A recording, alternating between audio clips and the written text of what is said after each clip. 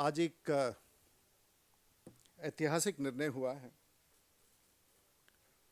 और रांची में central bureau of investigation के न्यायालय ने चारा घोटाले पे एक अपना अंतिम सजा सुनाया है। और ये मामला पिछले 17 वर्षों से प्रकाश में था और ये मामला अनडिवाइडेड बिहार का था। जिस समय बिहार का झारखंड से बंटवारा नहीं हुआ था और इस चारा घोटाला में उस दौरान लगभग ऐसा माना जाता है कि सामूहिक तौर पर लगभग 5,000 करोड़ रुपए की लूट की गई थी। और आज रांची के सीबीआई कोर्ट ने छपरा के वर्तमान सांसद, आरजेडी के सांसद और बिहार के पूर्व मुख्यमंत्री श्री लालू प्रसाद यादव को अभियुक्त करार दिया है, दोषी करार दिया है, उन्हें सजा सुनाई। ये अपने आप में राजनीतिक भ्रष्टाचार के संदर्भ में पहला ऐसा कन्विक्शन है जिसका अनुपात इतना बड़ा था। और भारतीय जनता पार्टी का यह मानना है कि बिहार के 10 करोड़ जनता को न्याय मिला, बिहार के 10 करोड़ लोगों को इंसाफ मिला। और सिर्फ बिहार के लोगों को इंसाफ नहीं मिला, इस देश में तमाम देशवासियों को महसूस हुआ कि राजनीतिक अपराध के विरुद्ध भी कार्रवाई हो सकती है। जिन लोगों के खिलाफ ये कोर्ट ने संज्ञान लेकर के आरोप साबित किए और आज सजा सुनाया, ये कौन है? और इसमें कुछ प्रमुख लोग हैं। वैसे इस चारा घोटाले के शुरुआत में छानबीन का क्रम इसे भारतीय जनता पार्टी ने उठाया था, चाहे वो बिहार के नेता और वर्तमान में विधान परिषद में हमारे नेता और बिहार के पूर्व उप मुख्यमंत्री सुशील मोदी ने उठाया हो, या फिर हमारे पुराने पार्षद जो आज झारखंड में हमारे नेता हैं सरजू राय ने उठाया हो। और इस तमाम मामलों को हमारे भारतीय जनता पार्टी के प्रतिपक्ष में उप नेता श्री रविशंकर प्रसाद ने इस अभियान को कोर्ट में लेकर आगे बढ़ते रहे। आज 45 लोगों को सजा सुनाई गई, जिसमें प्रमुख तौर पर कई सारे केसों के संदर्भ में एक केस जो 37.7 करोड़ का था, जो चाईबासा के ट्रेजरी से अवैध तौर से भुगतान किया गया था। और उस केस में सीबीआई ने बिहार के पूर्व मुख्यमंत्री जो 7 वर्षों तक बिहार के 1990 से लेकर 95 तक और 95 से लेकर 97 तक बिहार के मुख्यमंत्री रहे, उन्हें सजा सुनाई गई। आज के तारीख में माननीय लालू प्रसाद जी यूपीए के समर्थक हैं, उनके सहयोगी हैं और मनमोहन सिंह के कार्यकाल में पहले यूपीए 1 में रेल मंत्री भी भारत सरकार के रह चुके हैं। दूसरे अभियुक्त जो प्रमुख तौर से जिनका नाम आता है वो जनता दल यूनाइटेड के नेता है और ये भी बिहार के पूर्व मुख्यमंत्री हैं, जिनका नाम डॉक्टर जगन्नाथ मिश्रा है। डॉक्टर जगन्नाथ मिश्रा बिहार में कांग्रेस के मुख्यमंत्री रहे और आज जनता दल यूनाइटेड के नेता हैं। इन्हें भी इस आरोप में सजा सुनाया गया है। तीसरे नेता जो प्रमुख हैं और आज लोकसभा के सांसद हैं, माननीय जगदीश शर्मा जी, यह भी जनता दल यूनाइटेड के वरिष्ठ सांसद हैं।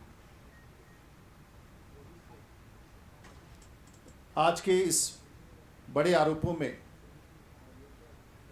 ये तमाम प्रमुख लोग हैं जिनके खिलाफ अब संज्ञान लिया गया, और ऐसा लगता है कि देश के इतिहास में पहली बार ऐसे लोगों के खिलाफ कार्रवाई की गई है और सजाया सुनाया गया। भारतीय जनता पार्टी इस निर्णय का स्वागत करती है। वैसे भी हमारा मानना है कि लालू प्रसाद जी पिछले 10 वर्षों से राजनीतिक समझौता करके अपने आप को बचाते रहे हैं और राजनीतिक समझौता यूपीए के साथ करके उनको भी अपने साथ साठगांठ में जोड़े रहे हैं। लालू प्रसाद जी अपने आप को सत्ता में बनाए रखने के लिए कांग्रेस के सहयोग से वो सीबीआई का उपयोग करते रहे हैं। अपने आप को सत्ता में बनाए रखने के लिए यूपीए का उपयोग करते रहे हैं। लेकिन सीबीआई के एक वरिष्ठ अधिकारी जो आज पश्चिम बंगाल सरकार में मंत्री हैं, श्री विश्वास ने जो अनुसंधान किया था, उसका परिणाम है कि उन तथ्यों को बदलवाने में वो सफल ना हो पाए और जो तथ्य हैं उनको सजा के दरवाजे तक पहुंचा दिया।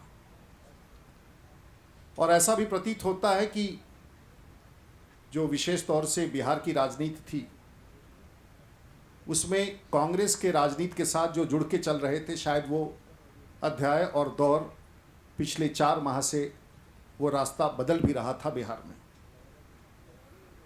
और जो कल तक लालू प्रसाद जी के समर्थक थे, वो बिहार में दूसरा रास्ता तलाशते रहे।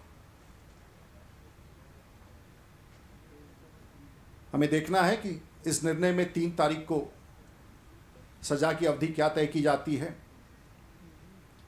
लेकिन एक फैसला तो आ गया और 2 मुख्यमंत्रियों के खिलाफ ये फैसला आ चुका है जो पूर्व मुख्यमंत्री है, और एक और वर्तमान मुख्यमंत्री के खिलाफ भी इसी चारा घोटाले में भी फैसला आना है। और अभी हाल एक पीआईएल के माध्यम से बिहार के माननीय मुख्यमंत्री और राज्यसभा के वरिष्ठ सांसद, झारखंड उच्च न्यायालय ने यह निर्देश दिया है कि 900 करोड़ के इस घोटाले में सीबीआई तीसरे मुख्यमंत्री के खिलाफ भी अपना एफिडेविट दायर करे। बिहार में आश्चर्य होता है कि सिलसिलेवार ढंग से सभी मुख्यमंत्रियों का नाम घोटालों से जुड़ा है, और निश्चित तौर से बिहार की जनता, 10 करोड़ जनता जो देश में बिहार में रहती है, बिहार देश के भीतर रहती है और दुनिया में रहती है, अपने आप को इस सिलसिलेवार मुख्यमंत्रियों का नाम, आरोप से जुड़ना उनके लिए एक बड़ा अभिशाप प्रतीत होता है। दूसरा तलवार भी लटका है और हमें विश्वास है कि 22 नवंबर को सीबीआई इसका अपना प्रतिवेदन दर्ज करेगी और उस 900 करोड़ का घोटाला जो इस 500 करोड़ के बीच, 5000 करोड़ के बीच में है, उसमें कोर्ट संज्ञान लेगी। लेकिन भारतीय जनता पार्टी का यह भी मानना है कि इस ऐतिहासिक निर्णय के बाद क्या इसी प्रकार का निर्णय देश के भीतर 2G के घोटाले में आएगा? क्या इसी प्रकार का निर्णय CWG के मामले में आएगा? क्या इसी प्रकार का निर्णय कोलगेट के मामले में आएगा? क्या इसी प्रकार का निर्णय रेल गेट के मामले में आएगा? सिर्फ ये बात भारतीय जनता पार्टी नहीं जानना चाहती है। सीबीआई की निष्पक्षता और न्यायपालिका पर भरोसा कर देश की जनता इन सभी आरोपों में भी क्या संज्ञान लेकर के भ्रष्ट राजनीतिक व्यक्तियों के खिलाफ कार्रवाई हो सकेगी, ये निश्चित तौर से हम जानना चाहेंगे। आज एक औसतन जब भी किसी प्रकार का निर्णय देश में ऐतिहासिक होता है तो कांग्रेस पार्टी के महासचिव उस पर टिप्पणी करने से चूकते नहीं, और उनका टिप्पणी है कि ये साजिश है। तो भारतीय जनता पार्टी कांग्रेस के महासचिव दिग्विजय सिंह से यह जानना चाहेगी ये साजिश किसकी थी, अगर साजिश है कांग्रेस की है या नीतीश कुमार की है। अगर इस पर कुछ स्पष्टीकरण दे दे तो शायद लोगों को उनके टिप्पणी पर कुछ जवाब प्राप्त हो सकता है।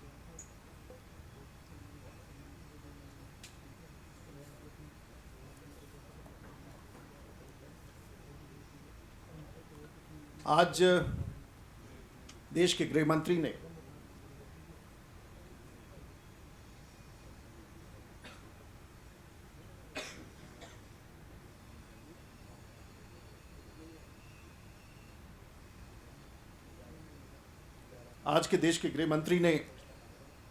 एक चिट्ठी जारी किया सभी राज्यों के मुख्यमंत्रियों का। हमें किसी मंच पर ऐसे शब्द का उपयोग करना कठिन लगता है, क्योंकि भारतीय जनता पार्टी किसी के कहे गए किसी भी नेता के शब्द को हमारे कुछ मित्र सांप्रदायिक करार देते हैं। लेकिन आज जो गृह मंत्री सुशील कुमार शिंदे ने जो पत्र लिखा है, उसमें उन्होंने स्पष्ट रूप से मुख्यमंत्रियों को हिदायत दी है कि किसी भी निर्दोष मुसलमान को या मुसलमान नौजवान को हैरास नहीं किया जाए, उसकी गिरफ्तारी नहीं की जाए, उसे पूछताछ के लिए नहीं बुलाया जाए यदि वो निर्दोष है। हमारा ऐसा मानना है कि यदि वो इस शब्द को किसी एक विशेष वर्ग या समुदाय से ना जोड़ करके ये कहते कि देश के किसी भी निर्दोष भारतीय को खिलाफ अगर शब्द भारतीय उपयोग करते,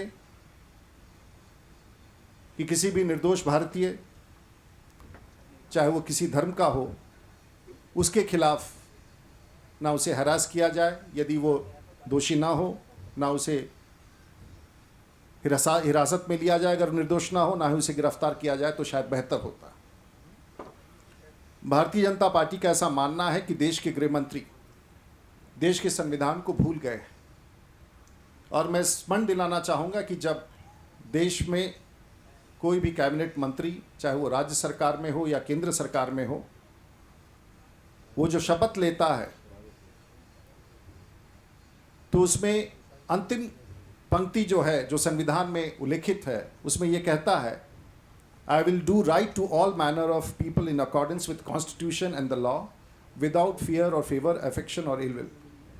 हमें लगता है कि ऐसे मंत्री जो किसी समुदाय और किसी धर्म को लेकर के राष्ट्रपति के सामने शपथ लेते हैं, ऐसे उच्चारण, ऐसे टिप्पणियाँ, ऐसे निर्देश पालन करने से पूर्व ऐसे व्यक्तियों को अविलंब देश को बांटने के आरोप में, पक्षपात करने के आरोप में उसे अविलंब बर्खास्त किया जाना चाहिए। भारतीय जनता पार्टी की मांग है। मित्रों, I may have to do it